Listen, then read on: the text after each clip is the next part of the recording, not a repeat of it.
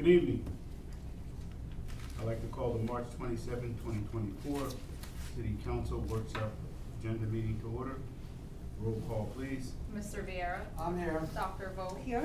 Mrs. Wittes. Here. Dr. Selly is absent. Mr. Dangler. Here.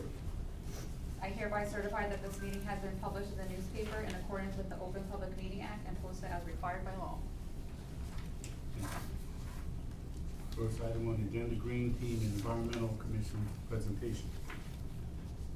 Hi, well, thank you very much for having us here tonight. I'm Nan Simon, for anybody who doesn't know me, and Faith Titlebaum. I'm the Green Team head, and Faith is the EC chair. Really appreciate your time tonight. I want to start, I know I sent out a pre-read, a little bit of accomplishments, hope you had a chance to look at that. I'm not gonna really recap everything. I want to just start by highlighting a couple of accomplishments we're particularly proud of.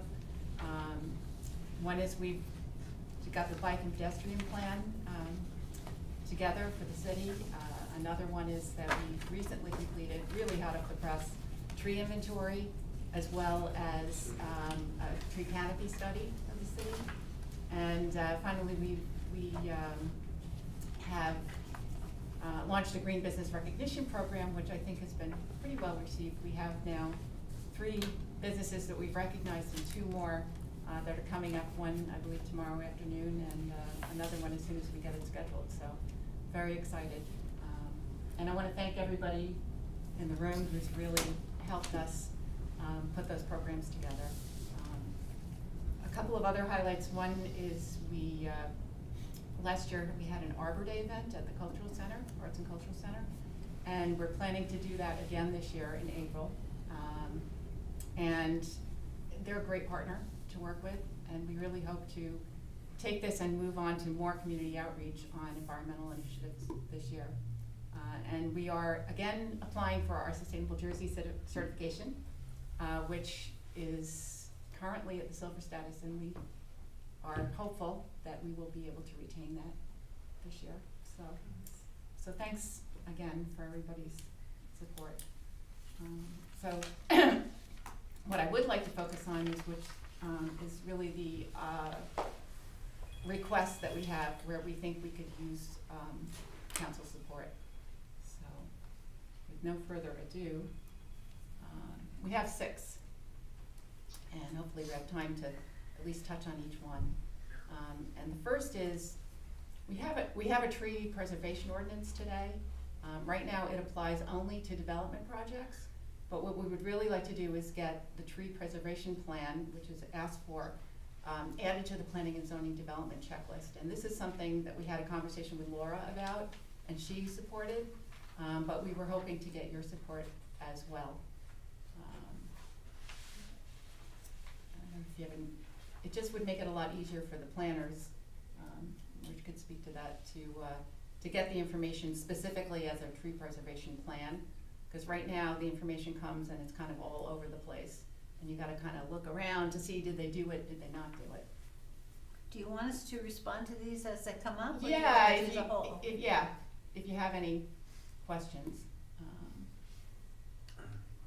Why wouldn't we do that, I guess is, I don't know the implications and everything, but why wouldn't we do that? Is there a downside you can think of? I don't know, we gotta figure out what's the precautionaries, what's involved, what does affect the homeowner. We gotta, there's a lot of things involved in that. You can't just come to a new application and do it, and you got people like in a small lot or a zoning lot doesn't comply with that, and you'd be hurting the resident that's been here for 40, 50 years. I mean, this is stuff that we gotta take and look at. So Is the question whether or not if Maybe you have a if you have an ordinance requirement for a tree preservation plan, if it should be something that is required to be submitted at the time you file a planning or zoning development. Yeah. So I'm assuming that if you're talking about just a tree on a single family lot, and they need to get a whether or not they need to get a permit to remove a tree, that's got nothing to do with this. I just assume that this is only those Oh, circumstances. is that what it is? This is only a development, this is specific, yeah. This is this ordinance applies to major development only, and it's a requirement that the tree preservation plan be submitted with the application. But since the ordinance is still relatively new, lots of times we're playing catch-up. I sit on the planning board, and many times I'm asking the developers during their presentation, you know, where is the tree preservation plan? They provide it after the fact. Really should be provided up front. I think that's the intent of the ordinance, and having it on the checklist will just ensure that that does occur. The checklist is administrative. Yeah. Yeah. We can talk about it and then talk to Eric. Thanks. So what would be the next step, just to? We'll talk about it, yeah. And come back. Yeah, it just gets, it administratively gets added to the checklist. Okay. But what does that mean, like in a practical sense then, Nan or Rich? Like in other words, let's say somebody building a new house and they have a property, what do they need to do? I agree, I know. So, you know, this is major development, John, so a single Oh, it's just home, major it's not development. really going to apply to them. I see. But the checklist is the mechanism by which Laura deems an application to be complete, if all the items in the checklist are accounted for. So that's the idea of putting this on the checklist so that applications would not move forward to the planning board unless they have the tree preservation plan accounted for. Uh-huh.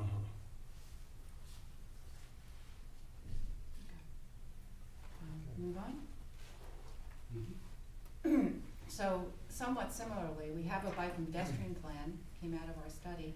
And what we'd like to do is get it adopted as part of the master plan. And again, this is to ensure that it's considered when we're making implementation decisions. And it also is important because you don't get sustainable Jersey points unless it's connected to the master plan. It's to prevent it from getting kind of put on the side Yeah. and just ignored. So there is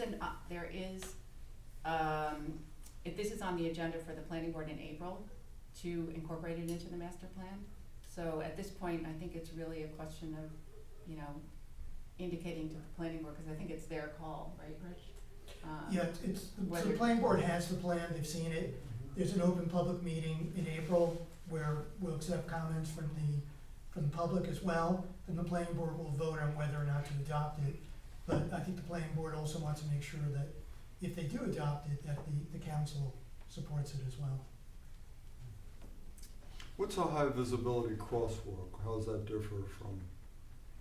Instead of the standard crosswalk, they're larger and they either go diagonal or, you ever Oh, see, with the big- just the crosswalk's the two big- lines, yeah. and it goes across, the diagonal or up and down, that's how Yeah, it is. usually it's horizontal, those big wide horizontal lines, you can't miss them, whereas the two little, so that was really the next thing, is there are some very, I think, simple and straightforward things that could potentially be done and hopefully low-cost items.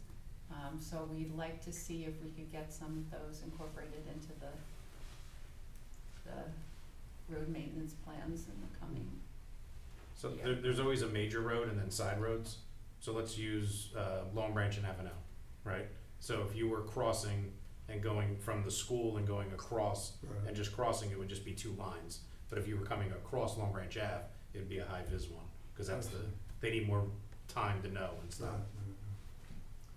So just so I don't ask this question all the time, what would be the next step with this? I mean, will all the recommendations be, We have to talk about them. the all? Yeah, there's a cost, obviously Yeah, there's a but cost I to mean, everything. we meaning who?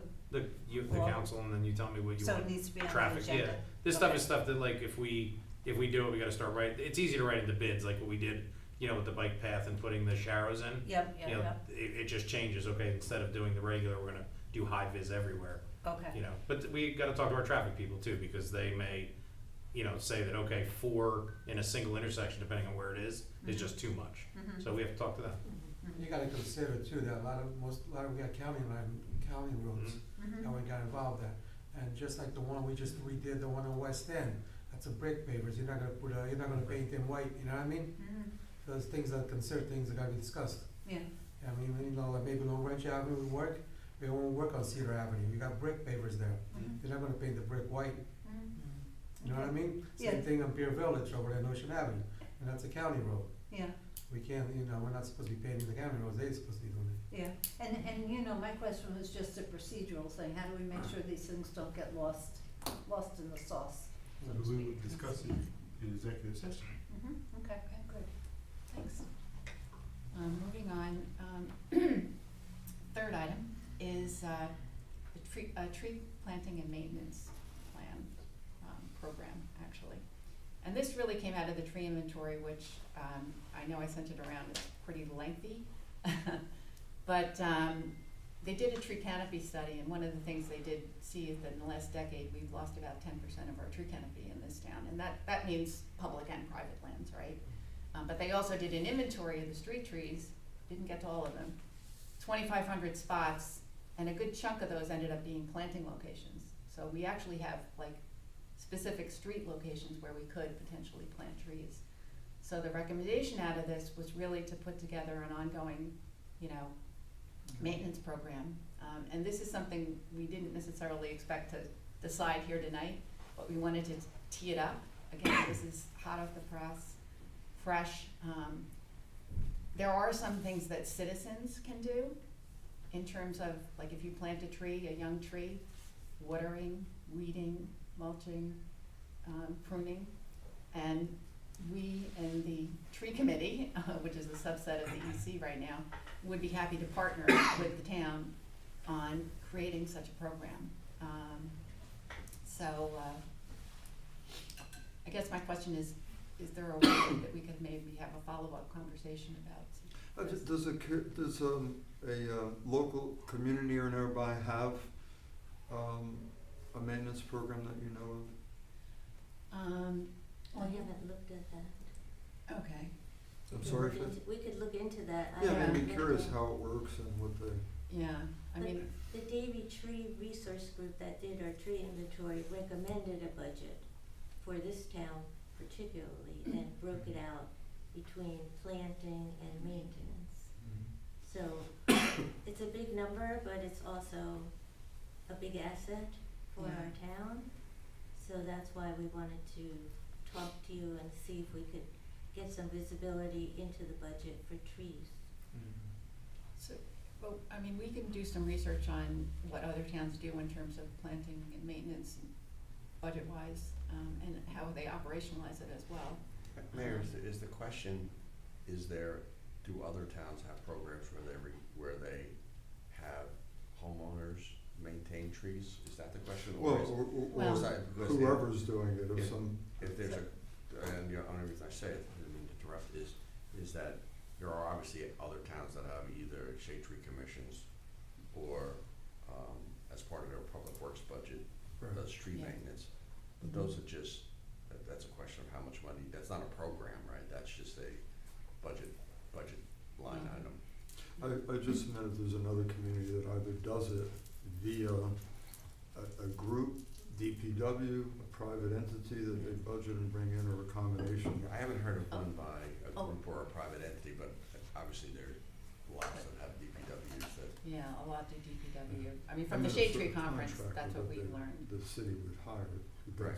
that. But what they'll do is they'll get a homeowner to maybe maintain a tree that's planted in front of their property. And in fact, Rich and I just had a tree planted in our complex and we're watering it, street tree. But, that was a private thing. But that's the kind of thing that we could do, is if we could get funding to plant trees, we could enlist the help of the homeowner to water them, because they need a lot of water and, yeah. So that it's simple stuff like that. But we would, be interested in maybe having an organized, effort with DPW to manage the street tree population, to make sure that we don't lose any more tree cover. I don't know how we proceed here. Good question. Can we continue the conversation at some point? So you want to set up a meeting with council members and administration, is that what you're asking? Yeah, I'm not sure how to proceed, so, maybe a follow-up. With the follow-up, walk through the specifics of the recommendation in terms of budget and where the tree plantings are recommended. Because I think, as I recall, right, a lot of the areas where we've lost canopy or never had canopy are in underserved areas in the community. So really areas that we should focus on and try to understand what we can do to help. Most of So- the Davy tree recommendation for planting of trees is in environmental justice areas, which completely lack tree cover, and, you know, that is a glaring, problem with Long Branch. So And who needs to Jake be, actually told us that he would help us fund some of the tree planting With in his environmental block grants. justice areas with his block grant. If we could J- manage Jake the said, maintenance. yeah, you said Jake? Yeah. Yes, Yeah, Are these trees planted along the sidewalk? Is that what you're talking about? So Yeah. is there a problem with eventually the sidewalks lifting up because of the roots of the tree? it I mean, depends on what kind of tree, so when Okay. we work with Davy Tree, they told us the kinds of trees that would not do that. That do that? And they're Okay. smaller, they're underneath the telephone wires and Right. electric, so, they definitely had that in mind. Oh, okay, good. So who needs to be a part of that discussion then? Maybe somebody from DPW, yeah. maybe Jay, because he's been starting to work with us. We're working on the MS4 permits with him and trying to help get community involvement there. And maybe Mr. Martin could help us too. I still think we can I think discuss we should, before we can. I think we should just put the presentation and we discuss it. Okay. I mean, You Yeah, know, it's hard if we to- had an it's- it's hard to idea, go one by Honestly- one item, yeah. Yeah, and honestly, I'm not sure what your expectation is, but you're here to do a presentation. I don't Yeah. think that at the end of each item, you can say, well, what are we gonna do now? So, No, why don't you, I think you Okay, probably should go through it, and then, Okay. council will discuss all of the Okay. things that your Mhm. items, and then no we'll problem, have an action plan. okay. Because I don't think we can react that Yeah, quickly as yeah, to, who's gonna be at a meeting and Right. Yeah. what their roles are.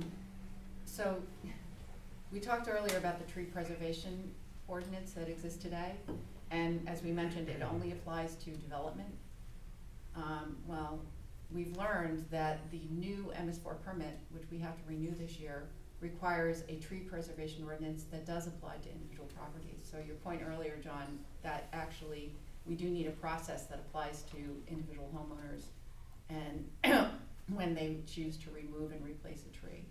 And why is it tied to the MS4 permit? Because trees contribute to stormwater management. They suck up a lot of water. And it's important to have trees in the community, and people don't often understand that, and they just take them down because whatever, and it creates problems. So that's why DEP is saying tree preservation ordinance is required for your MS4 permit. And we actually, Faith sent them our ordinance, and they say, not good enough. So you we have do that- need to, Do you have that review letter? yes, Okay, if that would be helpful if you could send it to me. yeah. okay. So, we can start working with Jay Sims because he's responsible for the MS4 permit, or him and Stan, in terms of coming up with something that would suffice. We have a model DEP ordinance and we have our current one. We're gonna take, do some analysis, and I guess we just need to know where to go with that after we get some proposed changes. So, I could just move on, because we can come back to it. This one is pretty straightforward. Faith has worked for a while with Rutgers, in their Water Resources Program. They have given us this design for a garden on Red Oaks Drive, a public property. Faith has been working with the homeowners around the area to build local support.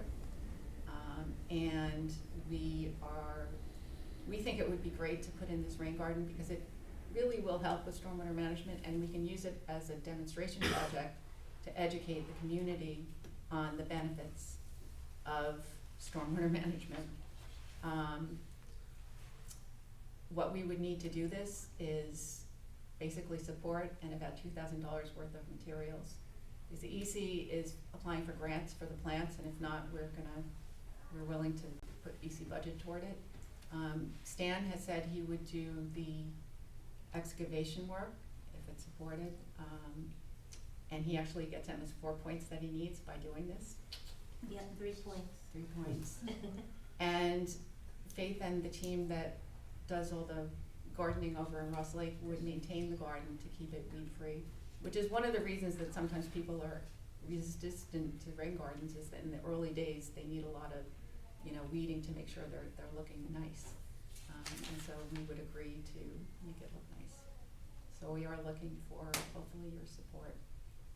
I think this is we think this is a really good thing. And Faith do you have the pictures? Yes, I gave everyone, Yeah.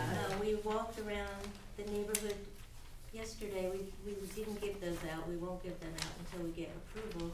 But what we did find out was out of 19 houses, 15 of them had their storm drains going directly into the driveway, which means that the water just comes gushing down the driveway and goes right into the stream, into the lake, without any filtering of all the sediment and the pollutants that are in that stormwater. So if we can get all the people to change their storm drains, and if we can put the rain garden in, the rain garden will manage 30,000 gallons of water, and if we change all the drain pipes, that'll be 25,000 gallons of water for every hour of a 1-inch rainstorm. So that is a huge amount of water that will be helping not rush into the lake. And then I think we can see a difference on the corner of Eleanor and Van Court, where it's always floods. I don't think that will happen anymore. Well, we hope it'll be a lot lower than it is now. It would be a good measurement for the demonstration project. Faith, you're talking about the U at the top of Red Oaks Drive, right? Yes. Where there's all those, there's vacant land there, Yes. right? I mean, I don't know if anybody's familiar with it, I just used to know a few people on that street, but it's a very good idea because that, there's like houses on both sides going up to the U, and then it's vacant. And I know that I've asked Stan a couple times in the past, because it gets all Clean it. overgrown and everything, and once a year, he'll typically go in there and the guys will just clean it out. So you're saying if a rain garden's there, that won't happen, and then it helps with all this stuff, right? Yes. And we'll keep it looking nice. Yeah. Stan's good with it? Yes. Which of that stuff? Well, the last item, and this is really more just kind of a, if you're looking, Charlie and others, if anybody sees any other grants besides the one that Jake thinks he can come up with for tree planting or continuing our tree inventory, because we didn't get to all the trees. And I thought 2,500 we'd have plenty, but since they did trees and planting locations, it went fast. Yeah. So, but we did cover the majority of the city, and we did cover all the environmental justice areas. So, anyway, that's a. And that's what we're gonna be doing at Arbor Day. We're gonna have one of the graphics that they gave us with, the priority planting areas, which wind up to be the environmental justice areas too. And we're gonna have people look at the map and see if they could find their house, and then they could sign up and tell us what kind of tree they would like in front of their house. So it'll We're trying to. get a lot of enthusiasm up. And we want to do a lot more community outreach in terms of trees, their benefits, and, maybe symposiums in different parts of town. We have these cool little places, the new senior center, maybe Yeah. the firehouse, I don't The new know, yard center, library, Yeah. lots of you know, places.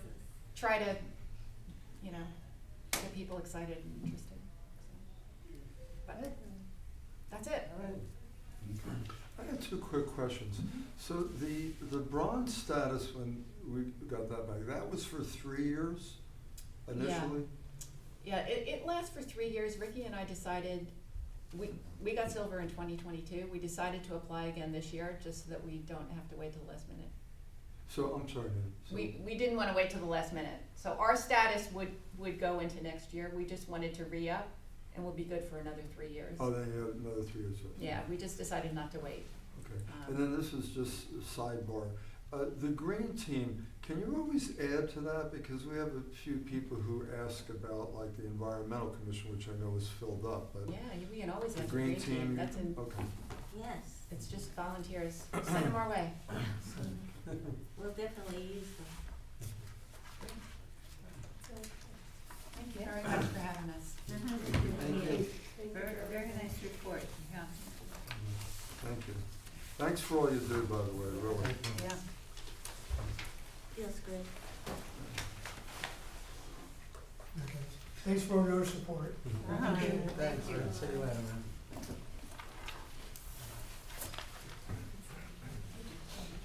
I know you You're here. know. Bye-bye. Bye-bye. Yes. Oh. I thought you were coming back for it. Take care. Thank you. Good night. Bye, guys. Good night, ma'am. Bye.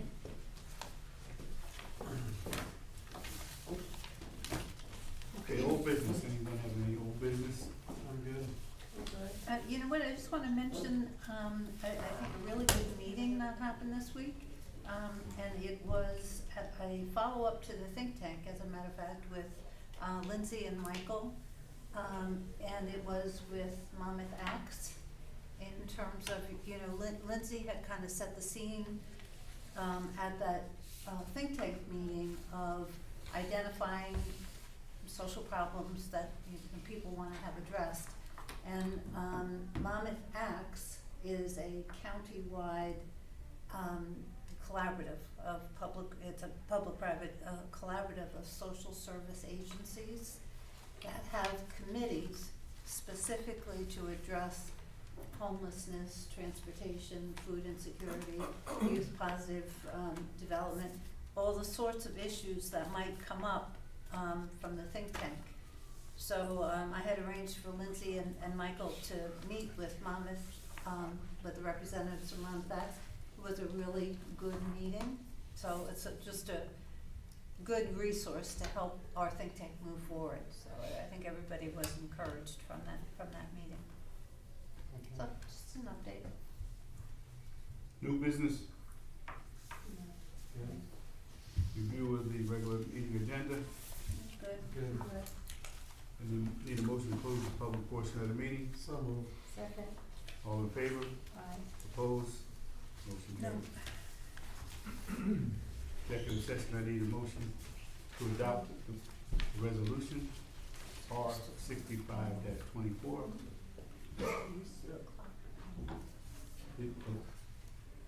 Be it resolved that the city of Long Branch will go into executive session to discuss the following: attorney-client privilege, administrator update, Administrator Shirley. So moved. Second. All in favor? Aye.